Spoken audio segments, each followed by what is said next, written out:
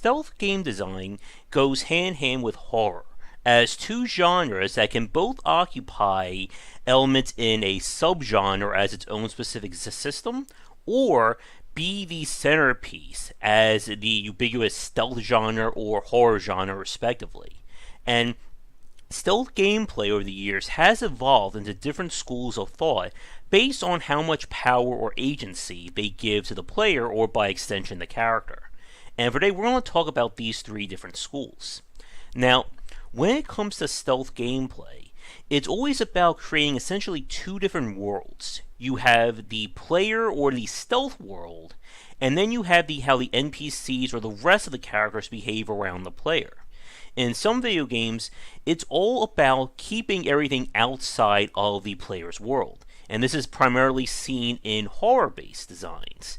But then there are games where it's about the player being the most powerful field, or the most powerful figure on the field. But for today, we're going to be jumping between three different games that represent essentially three philosophies of how stealth can define can either grow or shrink the player's power and agency on the field.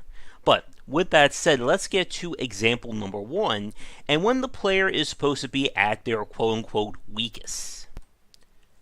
For our first example, we turn to Amnesia: The Dark Descent, and how it is the perfect example of the first school philosophy, and that is the hider.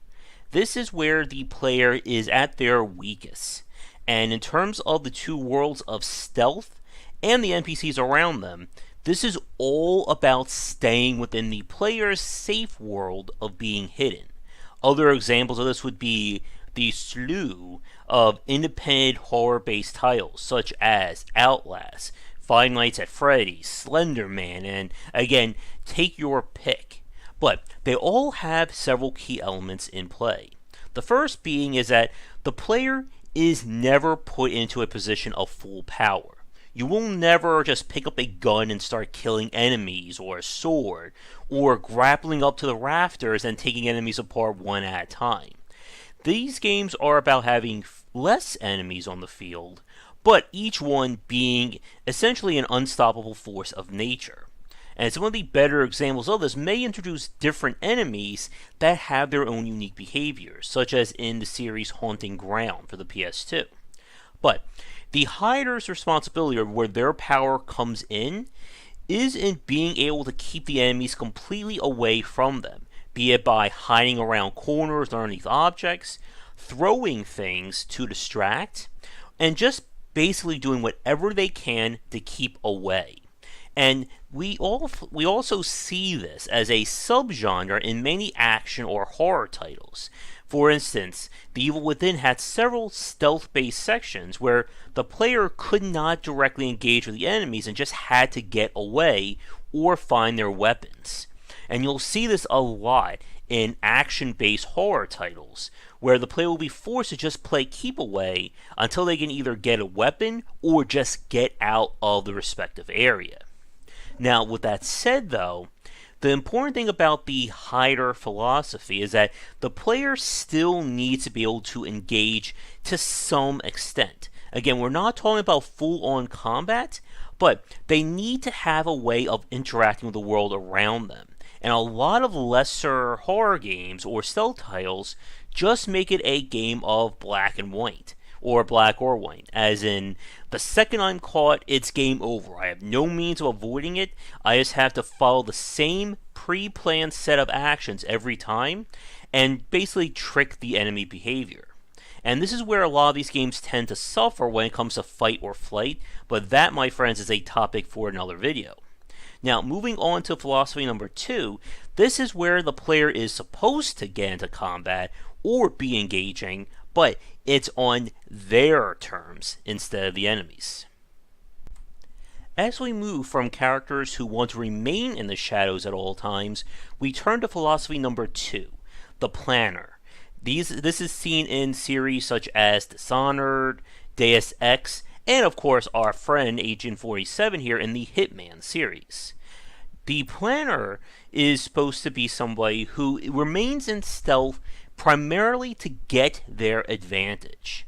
And going back again to this kind of two worlds foundation, the planner will enter the NPC's world to engage with them, but on their terms, not on the enemies. And you'll see this in a lot of action-based games that have stealth elements or fully designed stealth systems, such as in Assassin's Creed as well. As you can see right there with Agent 47 taking down that guard, the point about being the planner is that you want to be powerful, but you are only powerful in your respective domain. While 47 certainly has his dual revolvers, our friends the assassins have that lovely wrist blade, Solid Snake has all his guns and CQC, you are still very much at a disadvantage. If Agent 47 here decides to run in guns a-blazing, chances are he's going to get taken down before he can even get close to his target, as you can see in some of the later and far larger levels than this. And sorry about the stuttering in the video, that's just due to, I think, recorder and my own computer issues at the time. But when it comes to the planner, the whole point is that the player has to figure out when and where to engage with their prey. You want to be at a position where you can take the person out, essentially enter their world, and then quickly get back into your own world of stealth. Now, with that said though, this can become very mechanical, and a lot of games that use action or have action as the foundation turn to a game of, I just knock out every guard one at a time, and then there's nobody left to challenge me. And it takes a very careful design to get it right. One of the more interesting aspects that the latest Hitman's game did was, instead of forcing the player to do it one way, they put into a form of different challenges. So you saw I completed one right there. And the whole idea is that you can play the game your way and get through it. But if you want additional accolades and bonuses, then you have to be creative and figure out how to do it with the different considerations at hand. Another example would be what we saw in Metal Gear Solid 5, and taking more of an open world aspect to completing each map, where you could drive through checkpoints, you could sneak around, you could capture people using that balloon trick, and so on and so forth. But the point is that there is a very wide net to the best examples of the planner design that lets you do what you want, and as long as you don't outright reveal yourself, you are free to kind of play around in the environment. And that was a major part of Hitman here, where it essentially became its own playground of murder, in a matter of speaking. But with that said, let's go to our third philosophy, and when there's no denying that the player is supposed to be an absolute badass. For our third and final point about stealth philosophy, we turn to Batman, and more specifically with the philosophy of the Predator. Now, the kind of Predator philosophy of stealth design is probably the rarest of the three, and besides Batman, the only other examples I can think of would be games such as Prototype, and even the Spider-Man Noir sections in Shattered Dimensions.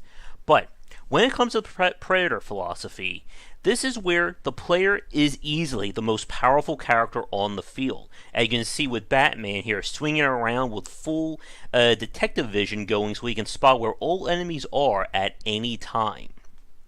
When it comes to the Predator philosophy, this is about basically the player engaging everything at any time. In their own domain of stealth, the player is king, and they want to bring the enemy into their world whenever possible, such as using distractions like you're going to see in a few seconds, doing takedowns, pulling guns away, so on and so forth. And you think I'm going to try and do an inverted takedown? No, I didn't make it there.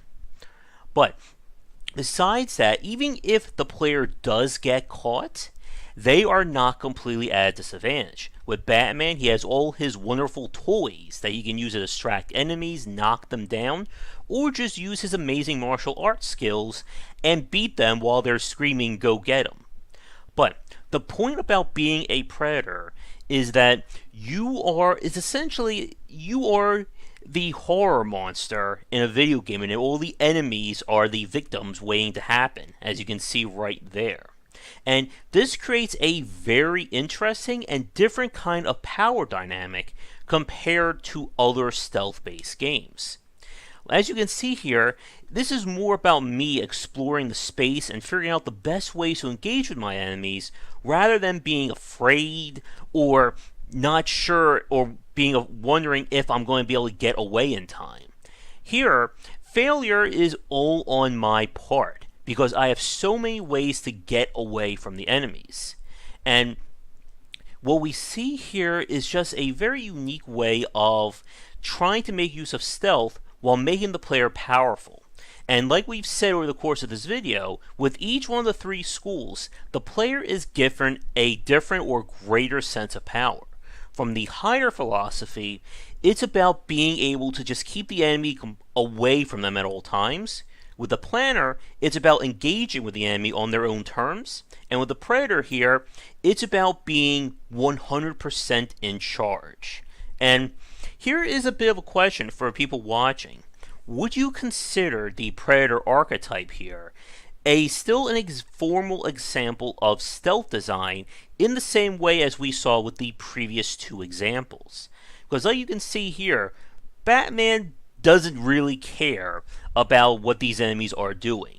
He is going around picking them off one at a time and just really having a ball doing it. Or, well, Batman is too grimdark for that, but the player is having a ball messing around with these enemies. And with that said, though, the big challenge of the Predator design is keeping it from being repetitive. Because the player is the absolute figure on the field, it means that the enemies really don't have a means of dealing with them. And it can cause combat or stealth to become very boring in that regard. Like, watch here, I'm going to hopefully try and take this guy out before he even sees me. Let's see if I can pull it off. But while I'm doing that, oh, wait. There we go. We just took him out like that. So it's very hard to be scared or nervous when I can literally disable someone while being like 10 to 15 feet away from them. But what happens is that without having different scenarios or different kinds of enemies, this all begins to blur together of Batman being in a big room, just deal with all the guards, move on to the next big room. It's the same thing for games that just focus purely on action without any sense of growth on that front. Now, later Batman games do implement new enemies and obstacles, such as those that can detect you if you use detective vision too long, and one of my favorite sections, the Mr. Freeze boss fight. But those are more exceptions rather than just being the whole game. But with that said, we're going to wrap things up for this video. So for those of you watching this, what kind of stealth design do you prefer? The hider, the planner, or the predator? And what are some of your favorite examples of stealth games? And if Algor is watching this, I know he's probably going to mention Thief in the comments below. But anyway, thanks for watching today's Critical Thought. If you'd like to suggest a topic for a future piece, don't hesitate to get in touch and check back for daily discussions on game design here and on Game Wisdom, where we examine the art and science of games. Before we get to the credits, just a quick shout out to the supporters over on patreon.com/GWBycer. Thank you so much for watching this video. If you enjoyed it, be sure to check back for our regular streaming most nights at 9:30, 10 EST, and you'll find a schedule linked down below.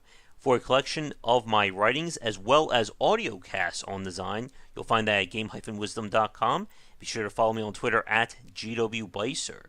If you're interested in hanging out and talking about game design topics, we have a Discord channel with the basic tier open to everybody, and that is linked down below as well. If you'd like to support us on Patreon, it is at patreon.com/GWBycer. Your support can help to keep things going and growing, and you can earn rewards such as ad-free versions of our talks, votings for our specific Let's Plays and grab bag streams, and more. But that's it for now. Thanks again for watching. I hope you come back for more great discussions on design here and on GameWisdom.com, where we examine the art and science of games.